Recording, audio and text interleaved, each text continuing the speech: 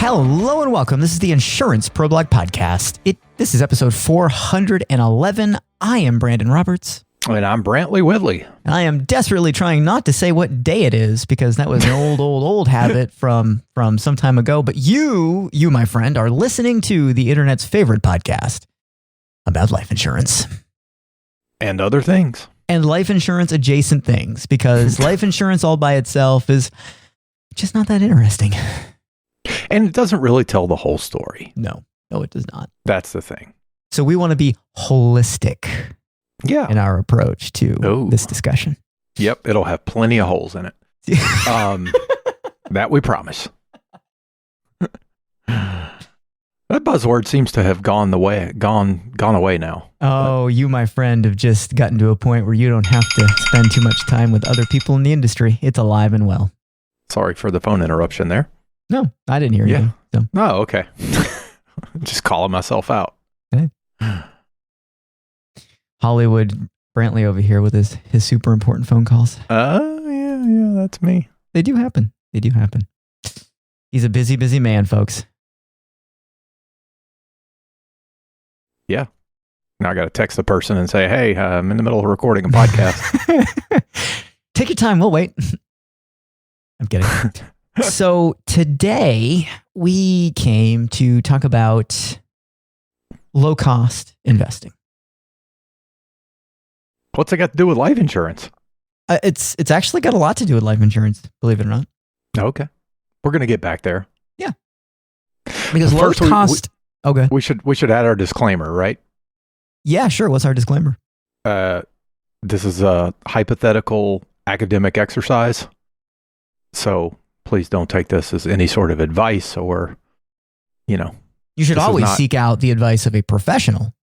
Sure. Not just some idiot on the internet. Yeah, exactly. See? Okay. All done. Perfect. So low-cost investing is kind of the panacea these days. According to the internet. Mm-hmm. Like anytime you want to put money in the market, you just need to find the cheapest way to do that. And that is the path forward. Yeah. So much so that certain regulatory agencies have tried to make rules around that. Mm-hmm. They have. Suggesting that low cost everything is better than it is the way. Everything else. It is the way, and it is the only way. Yeah. And we've been talking about how ridiculous this is for a long time, but today we got numbers. We do have numbers. We do. The biggest contention I've always had with the low-cost debate is I know that when you try to extract all the expense, like the other party here is going to get nothing, there's really no motivation for them to do anything. Right. You're right. And you know what? There's long existed, because people have asked us, and I haven't looked at it in a very long time, but there are some whole life policies that are considered to be low cost. Low cost, no load. Yeah, whatever. No good. You stole my thunder. The problem with them is we've looked at them. It's like, well, that's a great promise and everything, except the policies are garbage. Yep. So that doesn't work. But it's no load. Yeah. It's really cheap to own somehow. Supposedly. Yeah. Except it doesn't do as well as policies that are quote unquote much more expensive. So that's interesting. This is Where's true. the money? Where's the money going? Mm-hmm. That's always our head scratcher. Yep. Yeah. All right. And, the fund company that is generally heralded as the prime example of the low-cost investment option is Vanguard. Yeah. That's the one everyone knows, yeah. Their founder, who's now deceased, pioneered the concept of low-cost index investing. Yep. By creating a fund that simply attempted to mimic the composition of the S&P 500 and track its returns year over year versus trying to come up with some sort of tactical investment strategy that was going to do better Right. than the market all on its own. Right. And it definitely got traction with the idea that, look, there are several fund managers who charge and they don't outperform the market. So you could just give me your money and I'll charge you less and I'll basically just try to do what the market does. Right. And a number of people look at that and they thought, well, that's good enough. So yeah, cool. Right. And all on its own, that concept is fine. Well, everything you've said is factual. Mm-hmm. And you know what I'm saying? But it's a singular focus. Yep. And it's also that everything that I've said at this point, up to the point where I said it's fine, is objective, right? Like there's no movement, positive or negative, behind any of that. Right. It just is. It is less expensive as far as the deductions from your account, and it is simply going to track the broad S&P 500. Right. As closely as it can. Yep. And sometimes it's going to be better or worse. But the variation in terms of how close it gets to what the actual S&P 500 does is not much. Minute. Yeah. Mm-hmm. So, okay, that exists. The problem is the extension of that, which says, well, that's the only way. It's the best way. Mm-hmm. When we start creating this sort of moral push behind that as the idea and the only idea that could ever possibly be the right one and the one that you should do or the one that should be recommended if you are an advisor, right? That's when we get into territory that is not good. Right. It's saying the rate of return is the only thing that matters and all these other guys are ripping you off. Yep. I remember. That's the gospel that it's become anyway. Yep. I remember years ago when I first met my wife and all of her money was at Fidelity. Mm-hmm. And primarily in a Fidelity index fund. Mm-hmm. And I was like, well, if you're going to do that, why don't you just move it to Vanguard? Because Vanguard's like the one that's cheaper than everyone else and everyone loves Vanguard.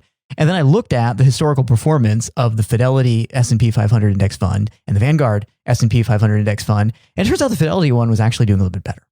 Yeah. And I went, never mind. I sell insurance, not investments. Don't listen to me.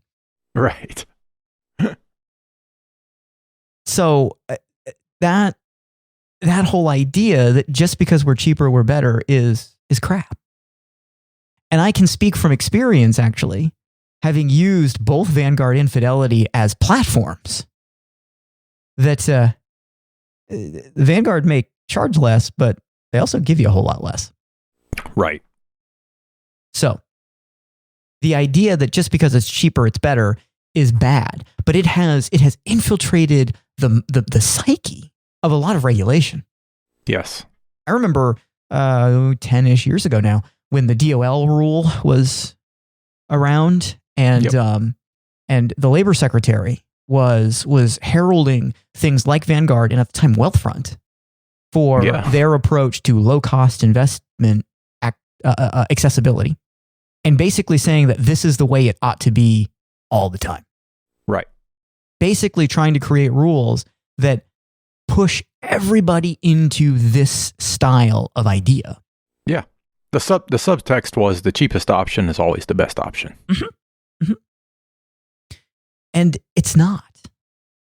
And there's overwhelming data staring us in the face that shows us it's not. Right. We even came with the receipts today. Ooh. So we're going to look at a couple of different funds, a couple of different investment strategies, saving strategies, whatever you want to call them, and talk about the fact that not only is low cost investing not necessarily the best option when it comes to super basic traditional financial advice, which is all accumulation. But when we start to introduce the nuance of, well, what's the actual plan? It gets even worse. Yeah. So let's start with like the most basic of basic analyses we can do here. Mm-hmm. We're going to look at index fund performance, real index fund performance over the course of the past like 25 years, I think is what I ran this at. So we're looking at the Vanguard index fund, the VFINX, and we're looking at the Fidelity Index Fund, the FXAIX. Both S&P 500 funds, Both right? S&P 500 funds, both seek to do exactly the same thing. Right. Expense ratios, they're very close to one another, but the Vanguard one is slightly less expensive. And when I say slightly less expensive, we're talking 0.14% for Vanguard, 0.15% for Fidelity. Not a big difference. Right. A Taco Bell combo meal difference. There you go. That being said, the Fidelity one performed better over this time frame. Mm-hmm. Not remarkably better, but better. Ending balances, we're doing $10,000 a year.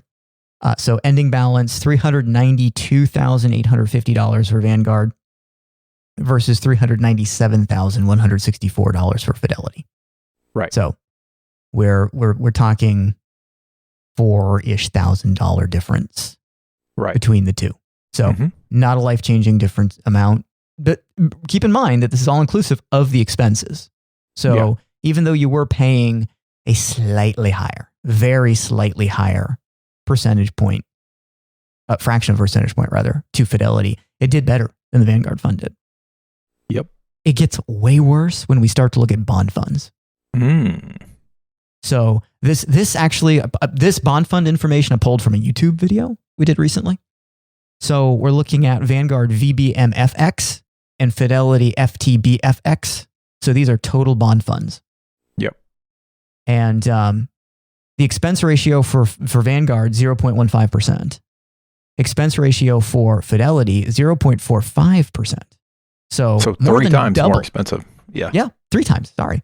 The expense of the Vanguard fund. Yep. And you know as well as I do, there are lots of people out there who would say, well, if you had $1 million and you invested it with Fidelity instead of Vanguard, that's like $3,000 that you'd have to give Fidelity over Vanguard. And if you took that $3,000 each year and thought about the rate of return that you're getting, I mean, it's tens of thousands of dollars that you are giving to Fidelity. Oh, I mean, this was one of Jack Bogle's. This was one of his key talking points for decades. Now, using this example, and sorry, the numbers are different because I forgot that when I ran this for the YouTube video, I used different numbers, but $25,000 a year instead of $10,000 a year. Vanguard performance comes out to $691,636. Right. Fidelity performance comes out to $779,806. So that's a lot. That's like almost $90,000 difference. Yeah. So take your $3,000 a year and do whatever you want with it. I think the Fidelity one's still going to come out ahead. Yeah. Obviously. Again, 3 times more expensive. But it actually performed better. Yep. So this whole low cost nonsense is just nonsense. In this case, it absolutely is. Yeah. And this is why we are not going to default to the low cost option is always the best option. Right. Because we have real data we can look at. We also sort of have lived experience where we've kind of looked at the way things have unfolded over the years and thought, it feels like the less expensive option is not always the right option. Right. It almost feels like it's rarely the right option. When you pay something a little bit more, you often get something for that. Right. Sidebar. Let's dive into insurance for a second. And I'm totally going off script for this.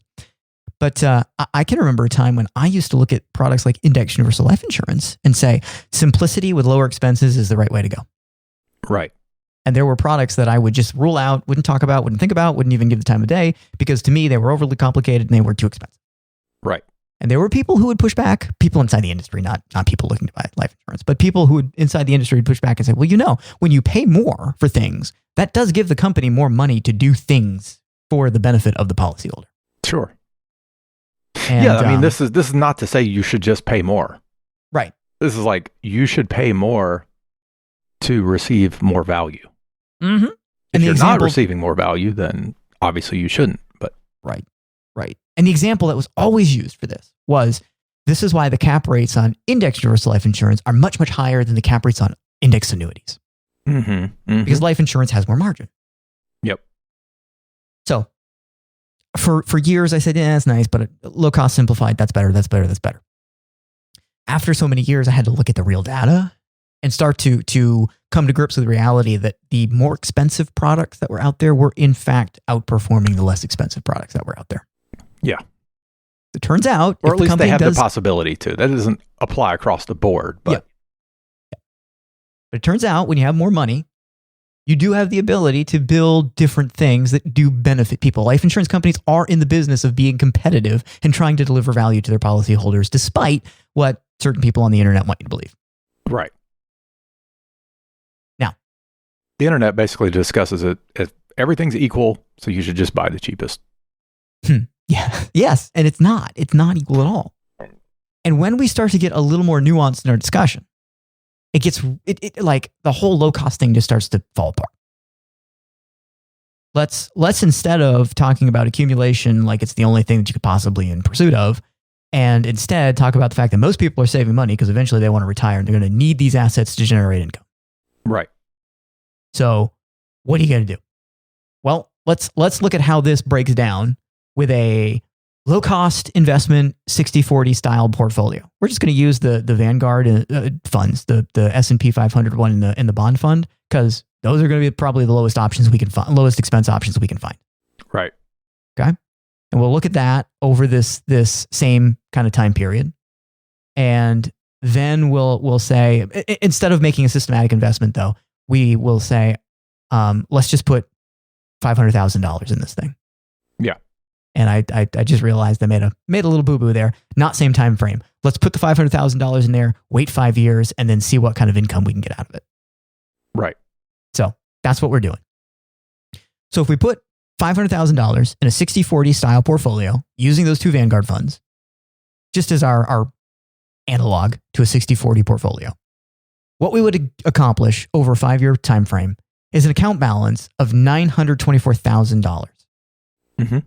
Which is good. It's a positive gain over that time frame. That's a 10+% year-over-year growth rate. Yep. Most people would be very happy with that, I would suspect. And this includes like this is the last 5 years.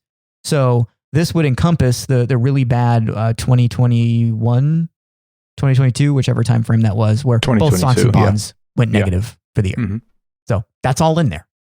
And the super low cost, basically 0.145 if we average it, without doing a accounting for the difference in terms of the 60-40.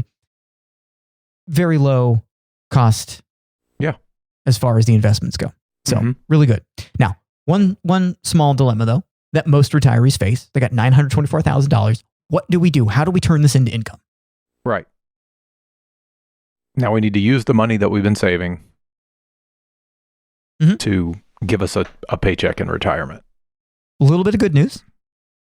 The dividends generated by this portfolio in the last year are a little over $18,000 a year.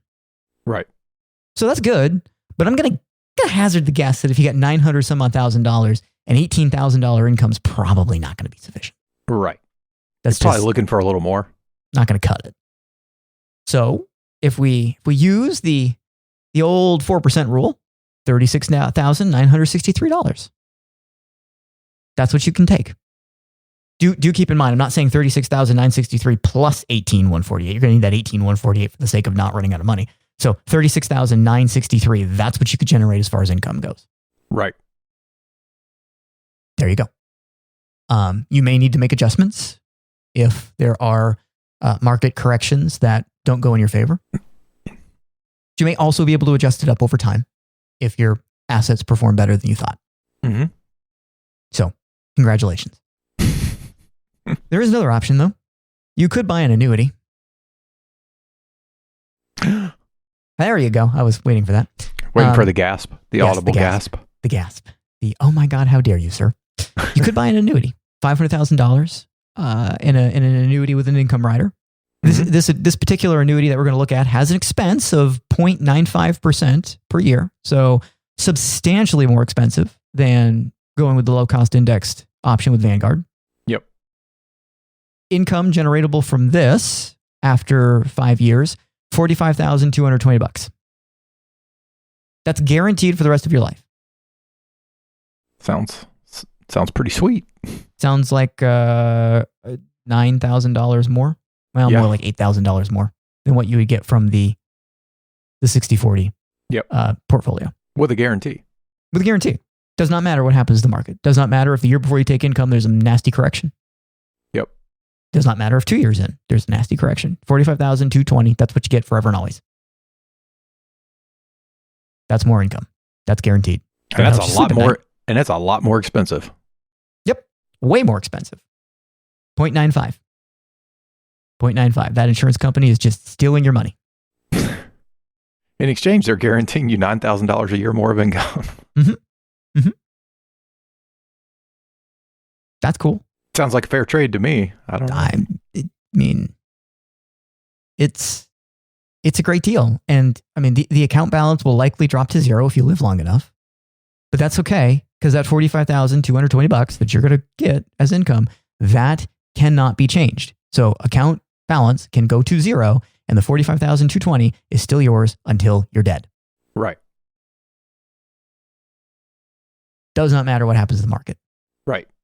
You don't even need to worry if there's a big market correction. Mm-hmm. And let me tell you, as somebody who has worked with people before in this position, if you're taking 4% from your portfolio and all of a sudden your account drops 20%, you start to get super duper nervous about what's going on. Yep. And when it drops 20% Definitely. And you have to pull another 36,000 out, that gets even more nerve wracking. Yep. So, there's that. But there's yet even more options than just this. Mm-hmm. You could buy things that are intentionally focused to generate income that are still in the market. Things like closed-end funds. We've talked about them before. Mm-hmm. Not even insurance products. And I could have built a fancy portfolio, but instead I just chose a random closed-end fund to use in this example. So $500,000 in that. For what it's worth, and it's not worth much. The liquidatable balance after 5 years was $957,984. Right. Which, funny enough, is more than the 60/40 fund. Yep. And I should note that this particular closed-end fund, while it is comprised in a specific sector, I would argue it's probably got a risk profile not all that unlike a 60/40 fund. Mm-hmm. Maybe slightly riskier than 60/40, but the composition is not wildly different.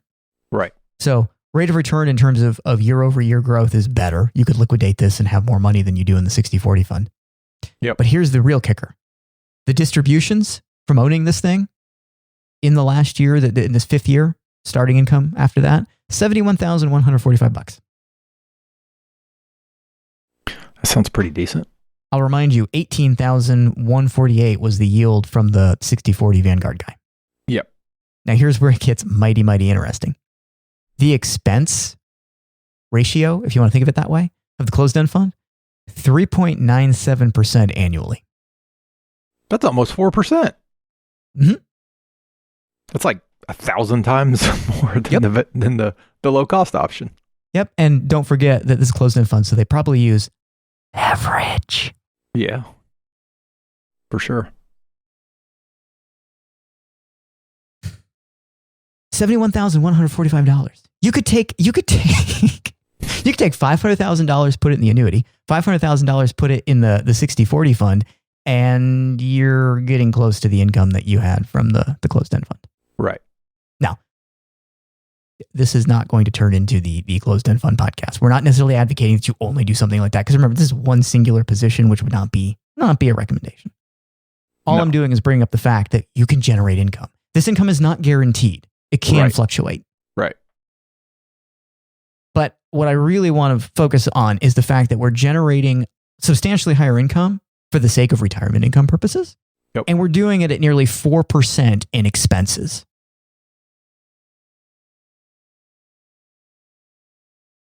That's a big difference. Mm-hmm. there's something to understand about closed-end funds. The expenses are not deducted from cash value, like would be from cash, like it would be the case with like an index fund. Right. Expenses are taken from gross income generated by the fund, and then the yield that you see is the net payable. Right. That is a little bit of a confusing nuance to people, because no, it's not the case that if you have $1 million in a closed-end fund, they're going to then take 4% from that. No. All we're pointing out, though, is that the fund is generating substantially more income. It's just going to the fund for expenses. Yeah. Which aren't even really being taken by the fund necessarily. There's a huge percentage, that 4%, that is going to costs of operating the fund. Right. It's not the managers getting rich from charging you, overcharging you. No, all those people own a substantial amount of the fund, and they just collect the distributions too. Yeah. But again, this is by no means the less expensive option. Right. And that's the point. Like, option. we're not recommending any one of these paths at all. We're just saying, here's a black and white example, two different examples versus the low cost option, and going like, you can get substantially better outcomes for something that's substantially more expensive.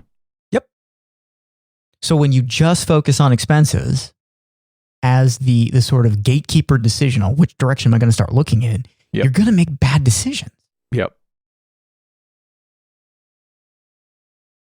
And unfortunately, regulators at this point are not willing to look at this and say, well, gee, if somebody had recommended somebody the 60/40, which is kind of the default, least... Well, that's what the 4% rule was based on, right? Originally? Yeah. I'm pretty sure it was. To recommend the 60/40 model as the default, like that places the least amount of risk on the advisor. Yep. Because if the client gets unhappy and wants to raise a fit, the advisor did everything that's in the rule book as far as what they should have followed. Mm-hmm. And yet, it doesn't produce really great results. Right. And we know it doesn't because we have these other options that do substantially better. And one of them even does better in a very traditional kind of myopic analysis of which one's got the most account balance. Right. But ultimately, we mostly do these things for income, and these other two options shine much brighter than your traditional 60/40 low-cost indexed fund. And these could be ETFs. It would come out basically the same option. Right. And again, it's not to suggest that one of the three is better than the other. Nope. It's just to point out the fact that if you only focused on the expense, you might be missing the boat. Yeah. When we pay more expenses, we get more of something out of this. Right. And it's meaningful. Yep. Think about the fact that at $71,000, if the closed-end fund portfolio that was realistically built did like 20% less. Right. It's still in a position that's way ahead of what you would take from the 60/40 portfolio. You know, and I wanted to also focus on, because we didn't go through all the numbers with the annuity, we just talked about the income. It generates $45,000. Uh-huh. And the account balance of the annuity is far, far less than any of the other options. Oh, yes. The withdrawal rate on the annuity is the highest among the three. Right. And we see similar, not as high withdrawal rates on life insurance policies, but similar. Yep. And the cash value in a life insurance policy would be far less than these other options, more than likely. Yes, and that's a point that we've driven on numerous times in the past, and probably could have and should have put a life insurance example in here, but we didn't. So we often come to the wrong conclusion about life insurance because we compare cash value accumulation to like the balance of something in the S&P 500. Right. And we say, oh yeah, the S&P 500 one's higher, so therefore it's better. But the ability to turn dollars of cash value into income versus dollars of account balance into income is wildly different. Yeah. When it comes to life insurance, we get a much higher withdrawal rate. Yeah. So they start to pull closer. They start to pull even closer when we start to think about net after tax numbers. Yeah. So, It's more involved. Complicated is the wrong word, because when I say that, everyone goes, I don't want to do that. But it's you just got to go involved. a couple steps further in your thought process. Yeah. And you talk to people like us who have gone through this every day of our lives, and we know what to do in the moment. Yeah. Like, we've been doing this. Been doing this publicly on the internet for over 10 years. We're still here. Over 12 which years. Means, thank you very much. Yeah, we're still here, which means we must be doing it correctly. Because we still have clients who joined up in the first year. Yeah. With us. Mm-hmm. And it's worked out. Yep. It's worked out just fine. It turns out it does work. We are correct about that. And we talk about life insurance. It's a big, big focus for us. But unlike a number of other insurance agents that are out there, we are not oblivious to the other pieces here. Right. But we would never suggest that that's all someone should do. They should just buy life insurance and then, yeah. Nope. And that's where so many other people fall apart. They feel the need to demonize everything else. And it's like, everything has its place. Since the Insurance Pro Blog started, even before that, but we'll just use the Insurance Pro Blog because it's been a while. Mm-hmm. We have never, ever met with a new prospective client and gone through their finances in a way to tell them where they should stop putting money and start putting it into life insurance. Right. Now, if they make that decision on their own without consulting us, that's whatever. They did whatever they did when we didn't know about it. But we have never done the find the money thing. No. Like, I'm not going to tell you to stop putting your money in this or that. Right. Now, there may be times that we go, you've got X amount of dollars here. So if you feel like the risk exposure there is enough, you might consider less money there, and that could be a place where money now flows into life insurance. Right. But we have never gone intimately into somebody who's looking to buy life insurance from us and said, oh no, you got to stop that. Or even worse yet, you got to liquidate the IRA or whatever it is to pay the taxes and put it into life insurance because there's some crazy world we're trying to build where that's just going to be the better idea no matter what. No. We are aware of the other things, and we're advocates for the other things. Yep. We even believe, cue dramatic music, there's a reason to have some deducted taxable savings in retirement. Yep. That's heresy. That's just heresy. It's crazy. You should convert all of that now. Doesn't matter what the cost is. Except it does matter. Mm-hmm. Matters a lot. Yep. So, well, like Roth conversions are yes, a good thing to bring up in that context, because there's a whole world out there that seems to preach that Roth conversions are always a good thing. Yep. They're always a good thing. And we've looked at quite a few of them over the years. And we found, I mean, certainly there's times when they work, but sort of our standard wording is, it could be a good thing if you think you're going to live to be 96. Yeah. I mean, I'm being facetious, but just keep in mind that in lots of these analyses, the difference in terms of ending account balance is like $100,000. Yeah. But you are giving up something by doing that, and you have to decide. That's not a decision we can make for people. We can just point out the math and go, look, according to this and what you believe your future tax situation to be, here's the break-even point. And oftentimes, it's well into their advanced age before they would see any positive net result. Right. So, not saying Roth conversions are bad or good. We're just saying those sorts of decisions need to be evaluated empirically. Correct. What we're definitely saying is that they are not infinitely good. Right. And that's just one example. There's just so many little things that are dogma out there.